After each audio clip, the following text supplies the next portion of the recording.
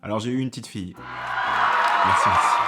Alors après une nuit blanche, et surtout après les nuits que Noémie passe à se lever pour allaiter, je me suis posé la question. La fatigue et l'épuisement, quels sont leurs effets sur nous? Quelle est l'importance du sommeil en général et les risques d'en manquer? Pour une bonne nuit de sommeil, il faudrait dormir entre 7 et 8 heures. Et le sommeil est constitué de 4 à 6 cycles qui durent environ 90 minutes chacun. Chaque cycle est divisé en 3 phases différentes.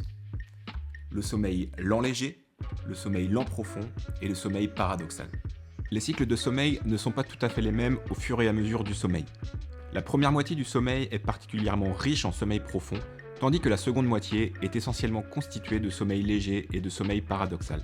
Le sommeil lent profond s'obtient en conditions normales au bout de 40 minutes d'endormissement. C'est une phase où il est difficile de se réveiller et le cerveau devient de plus en plus insensible aux stimulations extérieures. C'est le moment du cycle où l'on récupère le plus la fatigue physique accumulée. Quant au sommeil paradoxal, il s'agit du moment où nous rêvons le plus, qui est lui un régénérateur psychique et qu'on atteint généralement après 70 minutes de sommeil. Tous ces cycles qui se succèdent sur une durée de 7 ou 8 heures est ce qu'on appelle le sommeil monophasique. Il existe également le sommeil multiphasique, plutôt utilisé par les marins et les skippers lorsqu'ils sont en mer, ce qui leur permet de faire 4 à 6 siestes dans la journée d'une durée de 10 à 40 minutes et atteindre le sommeil lent profond et le sommeil paradoxal.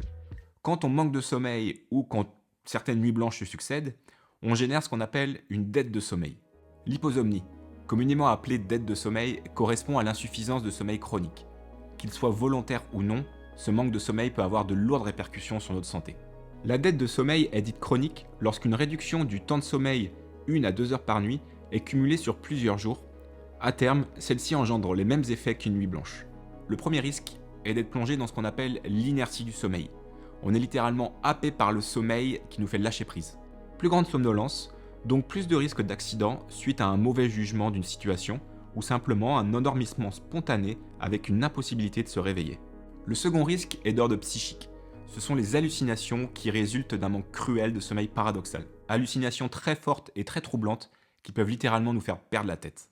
Depuis l'apparition des smartphones et des tablettes dans nos chambres, nous avons perdu du temps de sommeil.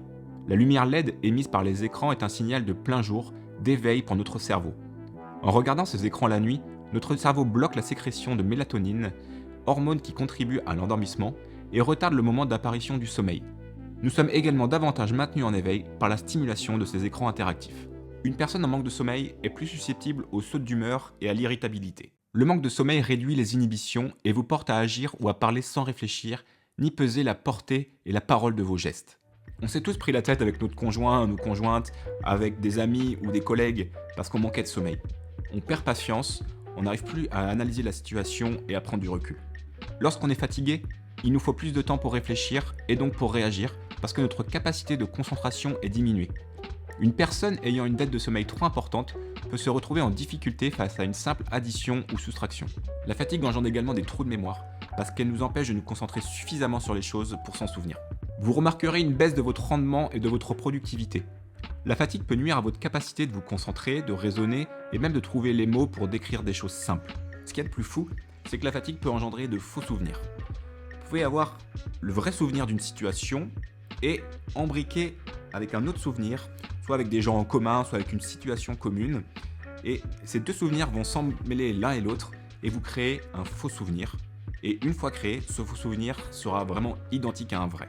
La création des faux souvenirs nous rappelle la faillibilité de notre cerveau et peut avoir des conséquences sérieuses telles que de fausses convictions au sujet d'un événement. Par exemple, une étude a été faite auprès d'un groupe de personnes qui avaient dormi et un groupe de personnes qui étaient en manque de sommeil.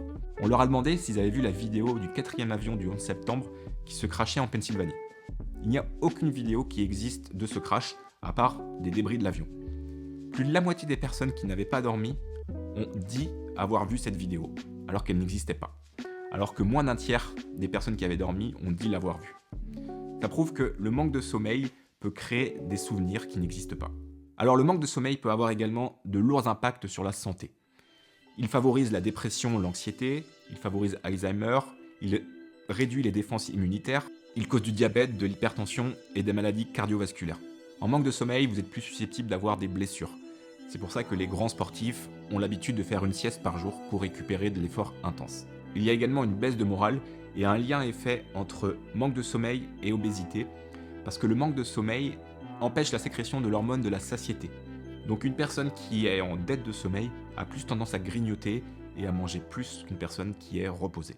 Alors pour prévenir cette dette de sommeil, il faut se coucher et se lever à heure fixe. Ne pas lutter contre l'envie de dormir, au moindre bâillement ou sentiment de somnolence, allez au lit. S'exposer à la lumière du jour afin que le cerveau respecte votre rythme chronobiologique. Faites de courtes siestes en cas de fatigue. Pratiquez une activité physique régulière. Éteindre les écrans au moins 2 heures avant d'aller se coucher. Limitez la consommation de thé ou café après 17 heures. Et dormir dans une chambre obscure, calme et d'une température d'environ 19 degrés. Un sommeil d'une durée et d'une qualité adéquate améliore l'attention, le comportement, la mémoire, l'état général de la santé mentale et physique. Il aide également l'organisme à maintenir et à réguler plusieurs fonctions vitales. Pour vivre une vie saine et équilibrée, vous devez vous assurer de faire du sommeil une priorité. Le manque de sommeil peut vous rendre malade mentalement, mais aussi physiquement. Donc soyez conscient des symptômes du manque de sommeil et efforcez-vous chaque soir à vous préparer à bien dormir. C'est tout, abonnez-vous, likez, on se voit à la prochaine vidéo. Ciao.